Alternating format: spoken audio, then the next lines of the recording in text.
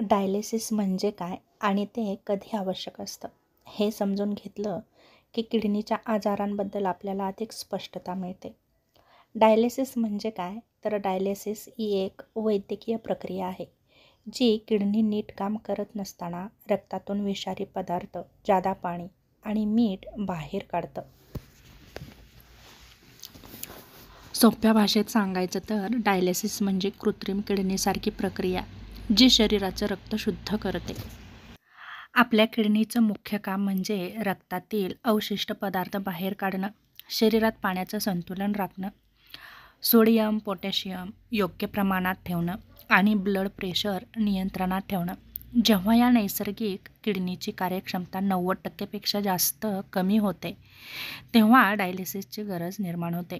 Dialysis कधी आवश्यक असतं? डायलिसिसची गरज किडनी फेल झाल्यावर किंवा किडनी गंभीरपणे कमकुवत झाल्यावर डॉक्टर हे निर्णय रक्त तपासणी आणि लक्षणांवरून घेतात. वैद्यकीय तपासणीत निदान केलं जातं.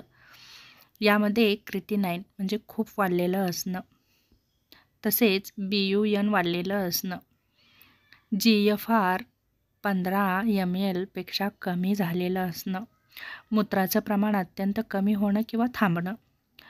तेव्हा शरीर काही लक्षणं दाखवतं, जसं की सतत थकवा, अशक्तपणा, भूक न लागणं, उलट्या, तोंडाला चव नसणं, हातपाय सुजणं किंवा पाणी साचणं, श्वास घ्यायला त्रास होणं, फुफ्फुसात पाणी साचणं, त्वचेवर खाज येणं, काळसरपणा येणं, रक्तदाब वाढणं किंवा अनियंत्रित होणं.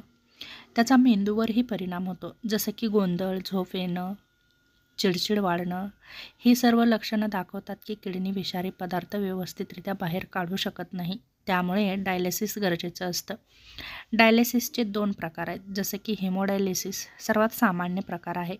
रुग्णाच्या रक्ताला मशीनद्वारे डायलायझर नावाच्या कृत्रिम किडनीतून पास केलं जातं. त्यात रक्त शुद्ध केलं जातं आणि पुन्हा शरीरात परत पाठवलं जातं. प्रत्येक सत्र सुमारे 3 ते 5 तास, आठवड्यातून 2 ते 3 वेळा घ्यावं लागतं. हे काम डायलिसिस सेंटरमध्ये किंवा हॉस्पिटलमध्ये घेतलं जातं. पेरिटोनियल डायलिसिस हे घरच्या घरीही करता येतं. त्यासाठी योग्य प्रशिक्षण दिलं जातं. पोटात टाकलेल्या एका नळीद्वारे विशेष द्रव आत सोडतात, जे शरीरातील अपशिष्ट पदार्थ शोषून घेतात आणि नंतर ते बाहेर काढून टाकलं जातं. हा प्रकार दररोज किंवा रात्री झोपेत केला जाऊ शकतो. यासाठी विशेष काळजी म्हणजे स्वच्छता आणि प्रशिक्षण गरजेचं असतं. डायलिसिस किती काळ करावं लागतं ते किडनीच्या स्थितीवर अवलंबून असतं. काही वेळा तात्पुरते, काही आठवडे, काही महिने करावं लागतं. पण क्रोनिक किडनी फेल्युअरमध्ये किडनी कायमची खराब झाल्यास डायलिसिस आयुष्यभर किंवा किडनी ट्रान्सप्लांट होईपर्यंत करावं लागतं. डायलिसिस घेताना ही काही काळजी घ्यावी लागते, जसं की आहार नियंत्रण, मीठ, पोटॅशियम, फॉस्फरस कमी घ्यावं, पाणी मर्यादित घ्यावं, प्रोटीन नियंत्रित प्रमाणात घ्यावं, संक्रमण टाळावं, पोटातील नळी नेहमी स्वच्छ राहील याचीही काळजी घ्यावी लागते, हात नेहमी स्वच्छ धुवावेत, औषधं वेळेवर घ्यायचे, रक्तदाब नियंत्रणात ठेवायचं, वजन नियंत्रणात ठेवायचं. त्याचप्रमाणे मानसिक आरोग्यही जपणं गरजेचं आहे. त्यासाठी योग, ध्यान करणं गरजेचं आहे. सकारात्मक विचारही करणं गरजेचं आहे. डायलिसिस घेतलेल्या लोकांचं आयुष्य कसं असतं, तर योग्य उपचार, आहार आणि जीवनशैली जर पाळली तर हे लोक 10 ते 20 वर्षापर्यंत उत्तम जगू शकतात.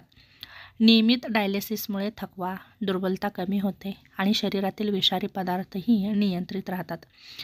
तेव्हा योग्य काळजी घेतली तर डायलिसिसमुळेही मनुष्य चांगलं जीवन जगू शकतो. फक्त नकारात्मक विचार न ठेवता जीवनाकडे सकारात्मक विचाराने जर तुम्ही बघण्याची सुरुवात केली तर नक्की तुम्ही उत्तम प्रकारे तुमचं जीवन जगू शकता.